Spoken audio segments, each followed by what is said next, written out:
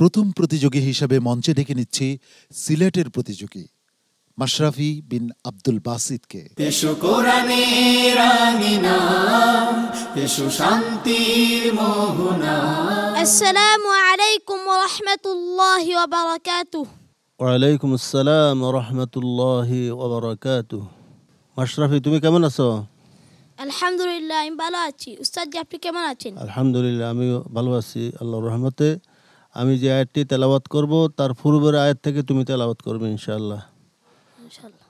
আউযু বিল্লাহি মিনাশ শাইতানির রাজীম। বিসমিল্লাহির রহমানির রহিম। إذ قال موسى لأهله إني آنست نارا. أعوذ بالله من الشيطان الرجيم.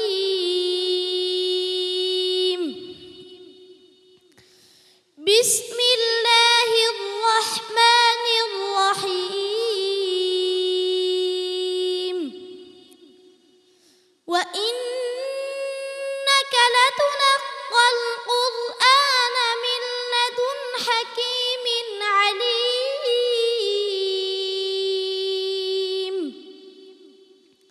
إذ قال موسى لأهله إني آنست نارا سآتيكم منها بقبس أو آتيكم بشهاب قبس لعلكم تصطلون. سآتيكم منها سآتيكم منها بخبر أو آتيكم بشهاب قبس لعلكم تصطلون.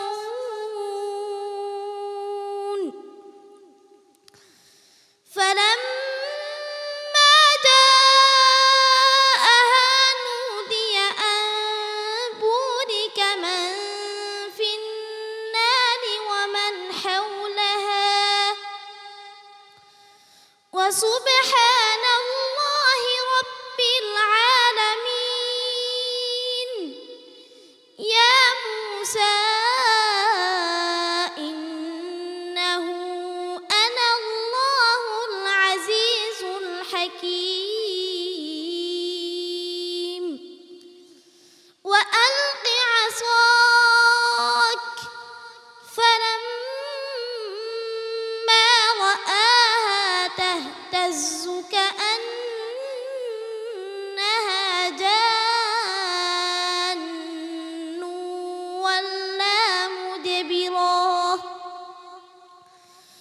ولا مدبرا ولم يعقب. يا موسى لا تخف إني لا يخاف لدي المرسلون إلا من ظلم ثم بدل حسنا بعد سوء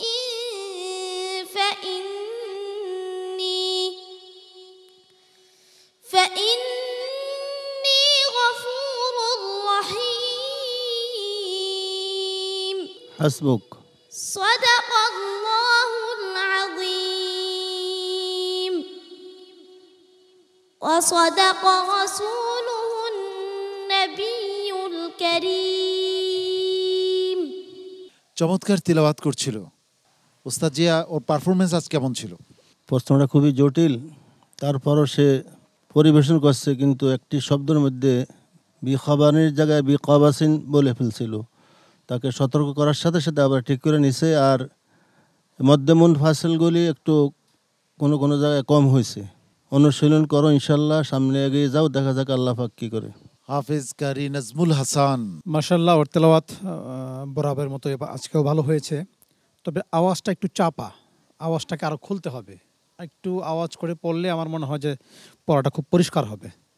চেষ্টা করে যাও। সম্মানিত অতিথি জনাব মোশাররফ হোসাইন। তার মধ্যে যথেষ্ট প্রতিভা আছে এবং এই সুপ্ত প্রতিভা যদি যথেষ্ট অনুশীলনের মাধ্যমে এবং প্রশিক্ষণের যদি তাকে যথাযথভাবে দেওয়া হয় তাহলে সে একজন আন্তর্জাতিক মানের কারি হতে পারবে এবং এই প্রতিযোগিতাও সে ভালো অংশগ্রহণ করতে পারবে। ধন্যবাদ। মাশরাফি, তোমার জন্য অনেক শুভকামনা রইল, আল্লাহ তোমার সহায় হোক। আসসালামু আলাইকুম ওয়া রাহমাতুল্লাহ। এ পথে আমাদের আহ্বান, জীবনকে করো মহিয়া, পিএইচপি কোরআনের আলো।